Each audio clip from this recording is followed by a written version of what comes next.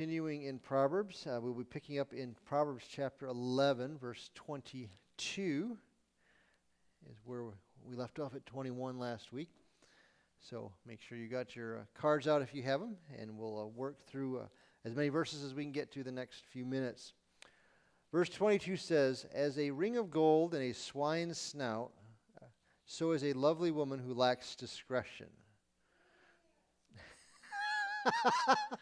Yeah, it is a pretty funny picture there. We haven't even talked about it. So.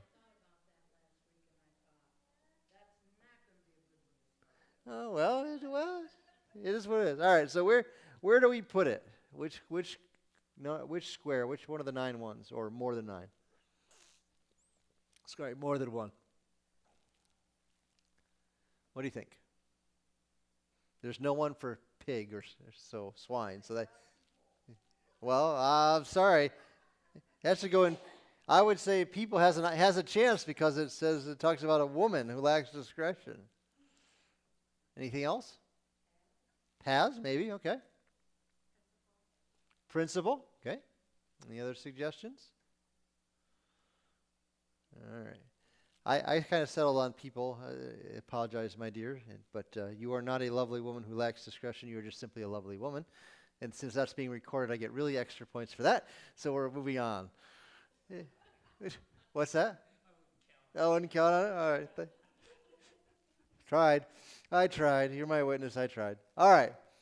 So when you read the first line or heard the first line, what is your reaction?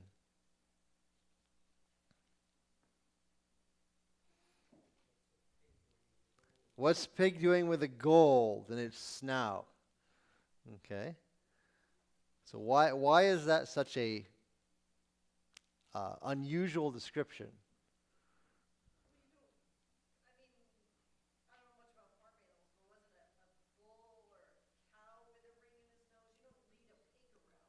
Yep. Right. But it wasn't. It wouldn't be gold. So. Okay. Okay. Well, why would a pig have any kind of ring? Okay.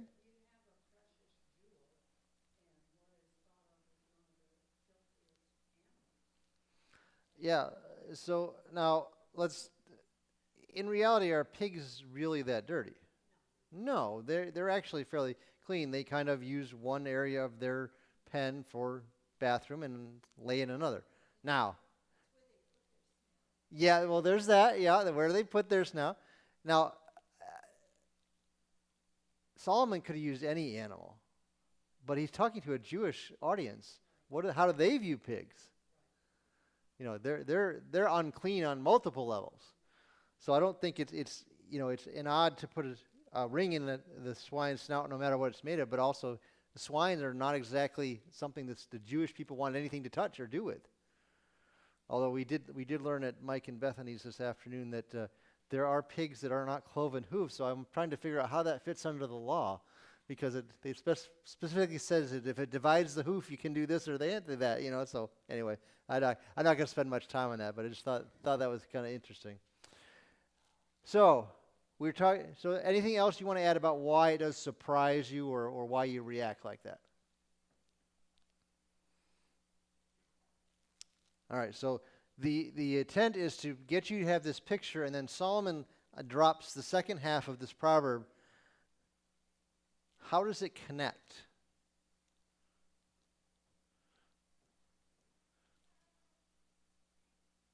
You went from talking about a pig and gold to a woman.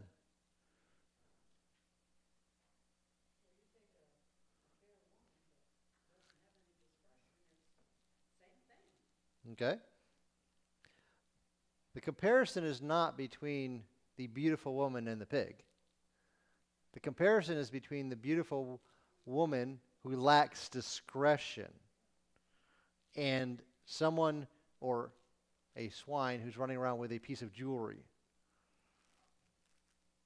So what is the point? What's Solomon trying to describe? What's he trying to make us understand with this description?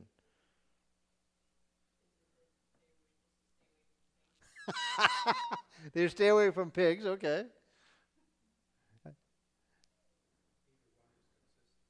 Neither one is consistent. Okay, Carl's on the right track, I think. More so than just pigs are bad.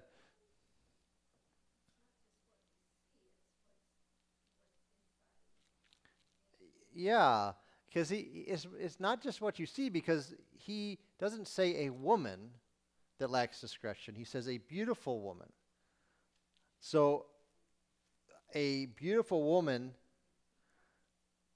is, there can be a whole lot excused by men because we're foolish that way. And when we look at this woman and we are recognize how her beauty and she's attractive, and we can say, well, it's okay, she's pretty. And Solomon says, even if she's pretty, there's more that you need to evaluate about this woman. Could be, yeah. We don't know much about her, but she certainly, we don't know what she looked like, but she certainly did not have any discretion or any morals. So the idea is that, the lacks discretion. There's no propriety. There's no morals. There is no good taste. There's no wisdom. And the implication is that she is like Potiphar's wife, that she is unfaithful, she is unchaste. And maybe in the case of that, her beauty, her attractiveness is put to wrong uses or inappropriate uses.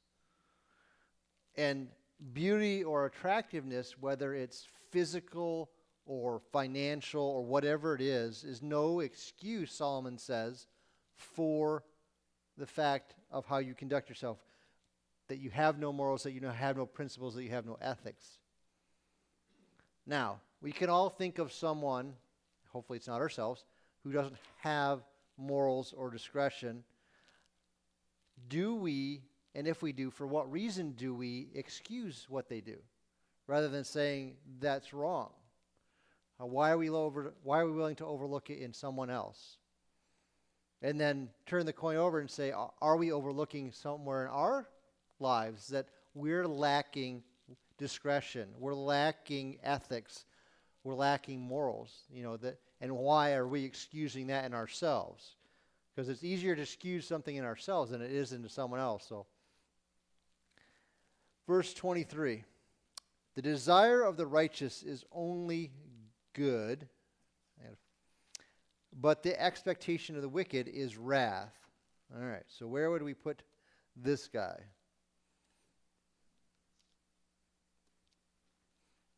What do you think? People, yep. So there's righteous and the wicked. What else?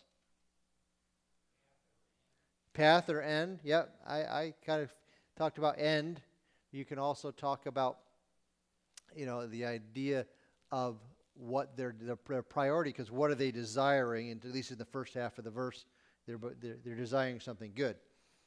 So we're contrasting the righteous and the wicked. What do the righteous desire?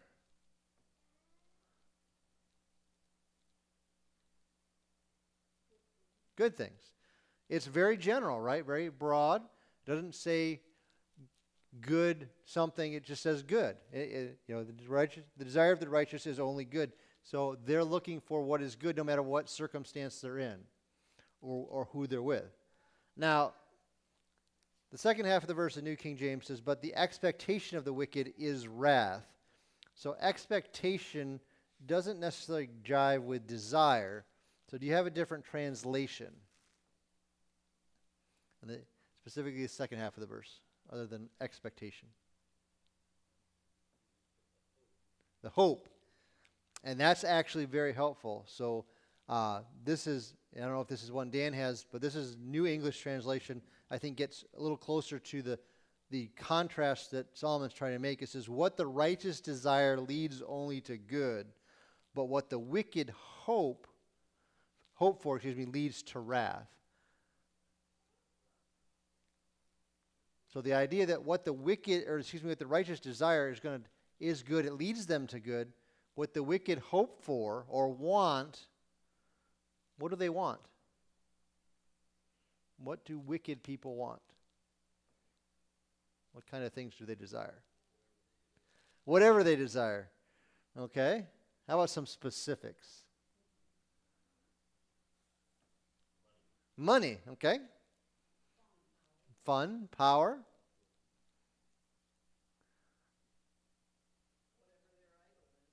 Yeah, whatever their idol is. It could be pleasure. It could be any of the things you listed. So, what does that lead them to according to the New English translation? Leads to what? Wrath. Again, another, not a specific statement, a general one. Whose wrath or what wrath? Could be both people and God. Yeah, it's not clear. It could be one, it could be the other, it could be both.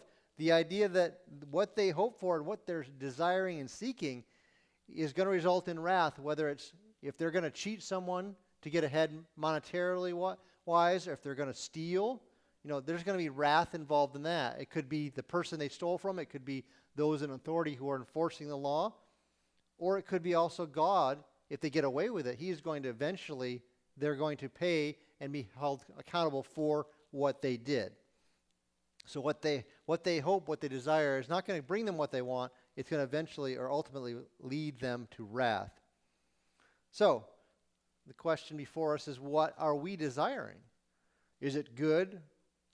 Is it going to lead us to good? Or is it going to lead us someplace else? Again, it's looking long term and saying, I want this now. I desire this. Where's it going to lead me? What kind of circumstances is it going to bring in my life? Good ones? Or is it going to bring in wrath, whether from me temporally or before when I stand before God? So the wise person, the righteous person says, I'm looking down the road. I'm going to make choices for good that lead me to good.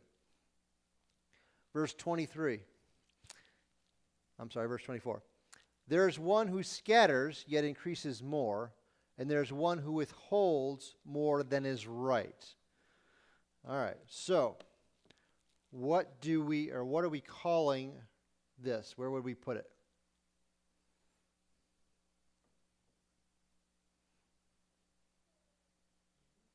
End, possibly, okay. Priority, okay. Yeah, there's certainly people, there's two different people contrasted here. Not the righteous and the wicked, but those who handle scattering one way versus scattering another. What's that? Principle, okay.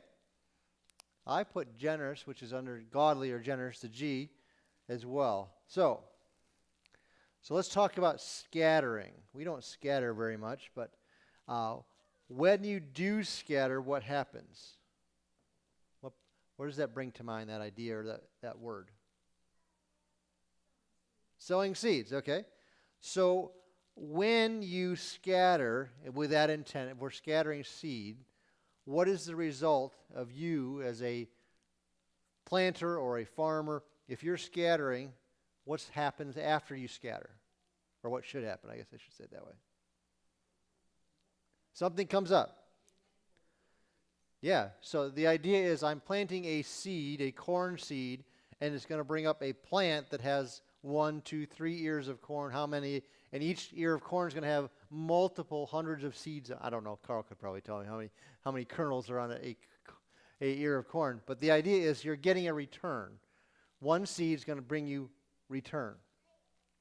Now, what happens? That's the first half of the verse. There's one who scatters and yet increases more. It seems foolish in principle to say, I'm going to throw all my seed out and I'm going to hold none of it back.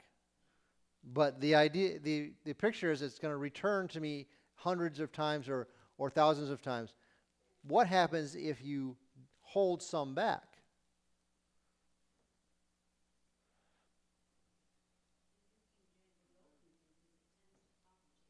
It tends to what?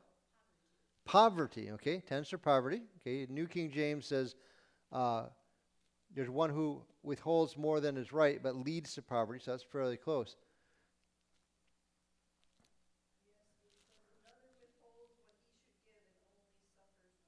Only suffers want. So what is the agricultural message? Let's start there, because this is an agricultural principle and picture. So before we apply it to wisdom, what is the agricultural principle here?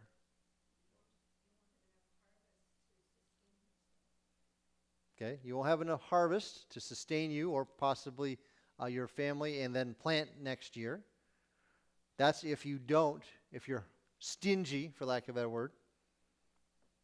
So if you're not stingy, what's the result?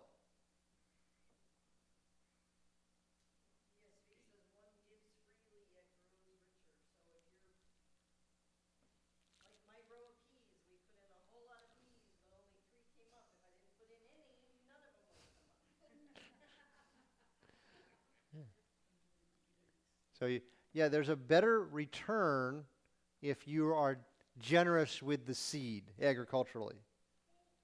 Okay, now what's the application outside of agriculture? Because Solomon's not just teaching farming principles here. What's the application outside of planting and harvesting?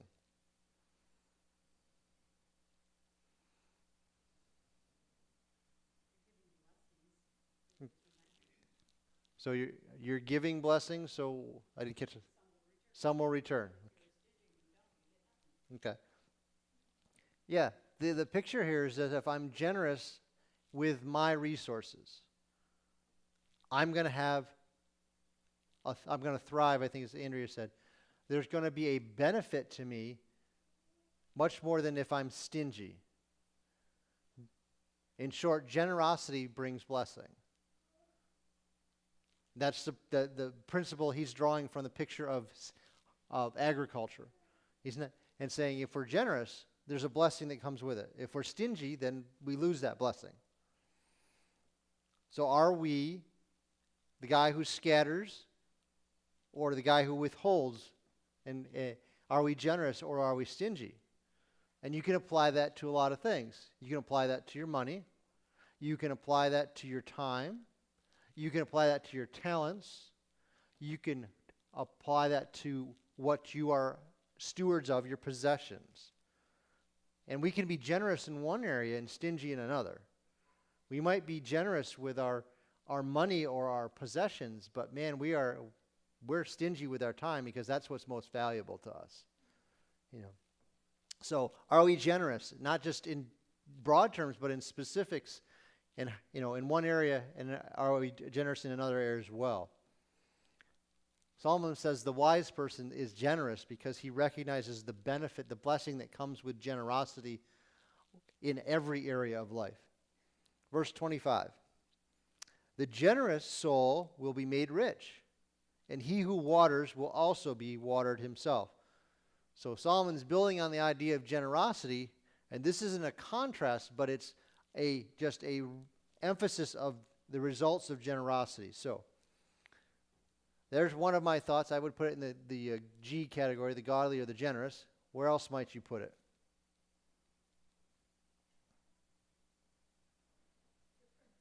Principle, okay. Any other ideas? Could be end, okay.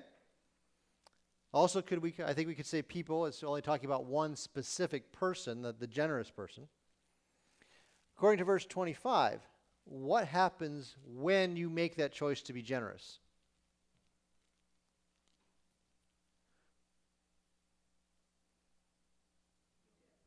What's that? You'll have enough. Yeah, the generous soul will be made not just enough, rich. The context there. Now, the second half of the verse, he uses water. He who waters will also be watered himself. So, any different translations that might help us understand exactly what he's saying in the second half of the verse? Whoever refreshes others will also be refreshed, okay? I think that's very helpful. It's not specifically about water. It's about what you do for others. You think of a verse in the New Testament maybe that uses water but still talking about that same principle. See how good your Bible knowledge is. Matthew 10 says, and whoever gives only a cup of cold water to one of these little ones in the name of a disciple, I tell you the truth, he will never lose his reward. So I think Jesus builds on that idea of just a simple act of refreshing someone with a cup of cold water and the benefits, the blessings that come with it. Blessing others results in blessing. Blessing others through generosity gives you a blessing, and you can say you're going to prosper, you're going to do well. So again, the question we saw last week is, in the verse before is, are we generous? The question is here again, are we generous? But are we being specifically generous to people? Is our response generous? Are we seeing the result? When we're generous, then it's not instantaneous, it's not like the microwave, but we get a blessing. It could be a spiritual blessing, it could be a practical blessing, it could be both. So are we being generous? Are people being generous to us in response? Right? That's the result. He says if you're generous, people respond in kind. Are we seeing that response? All right, verse 26 says, the people will curse him who withholds grain, but blessings will be on the head of him who sells it. All right, so we're still talking about generosity here. What happens if you withhold grain? Cursed. You get a riot. So he just kind of throws it out there. He doesn't give us any context. So let's put some context. What do you think he's picturing, he's thinking about when he's talking about a guy that withholds grain?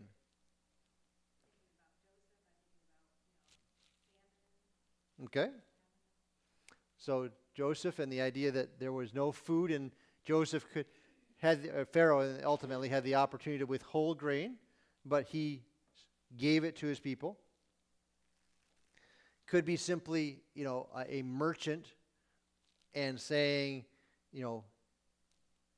we could use the terms of gasoline today. Someone has access to supply of gasoline. Well, I'm going to keep it for myself rather than allow others to purchase it from me. Why would someone withhold gas or grain in the context of verse 26? What would be their advantage? Yeah, drive up the price. I can make more money. Okay? I can hold it for when everybody else has sold theirs, and then I can sell mine. I can do better for myself. So the picture here is when you have a resource that people need, not simply when it's when it's normal demand, but when there's a need like a famine or a drought or whatever, that you're supposed to take that into consideration practically when you run a business. And if you don't, as Jim said, there's probably going to be a riot. If you're withholding things and not just driving up the price, but saying, I'm not going to sell, people are going to get really angry because in the context of the grain, they need it to live. Now, what does the person who is blessed or receives blessings do to receive them in the second half of the verse? Sells it. New King James says, blessings will be on the head of him who sells it. The it is assumed to be grain in the context. Any different translations for blessing?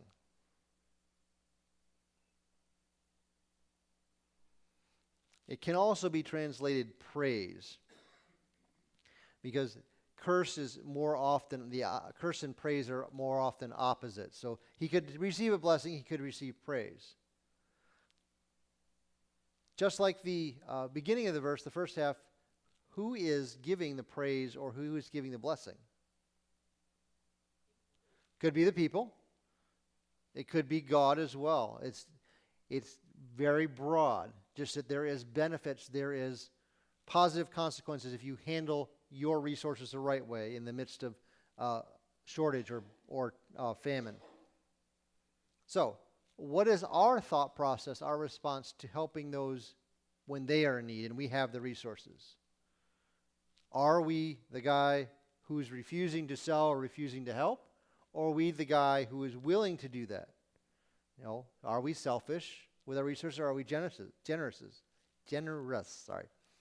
And then those people we interact with, how do they respond to us? Well, if we're generous, we know what we're going to expect. If we're stingy, we should also know what we're going to get in return. So verse 27. He who earnestly seeks good finds favor, but trouble will come to him who seeks evil. All right, so where would we put verse 27?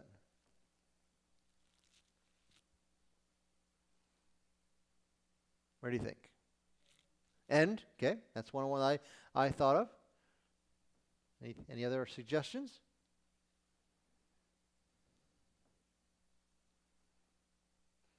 Possibly I thought of people as well, because there's a contrast between he who earnestly seeks good and he who is seeking evil. So if you are willing and you choose to seek good, what's the result? What happens? You find favor. So if you're seeking, you're going to find. That's the New Testament principles. Seek ye first, and different translation than find. Procure, okay? Anything else? The idea here built into this first half of the verse where he says, he who earnestly seeks good finds favor, is the idea maybe that he who seeks good also seeks after favor or looks for favor. So you're connecting the idea that if I'm doing good, there's a blessing, there's a benefit. If you're seeking good, you're also seeking benefit, blessing. Who provides or who gives the blessing? God. Okay. If some people tie this verse back up to 24 through 26, so they say the people also give the blessing. It could be both, either or both. It's not clear. Just that the fact that doing this brings blessing. Now, if you seek the opposite, what do you get? Evil. So if you're seeking, trouble. If you seek evil, you're going to get trouble. So which would you rather have? Favor or trouble? Favor. So what's the application? I don't even need to make it, right? What's the question? The application question.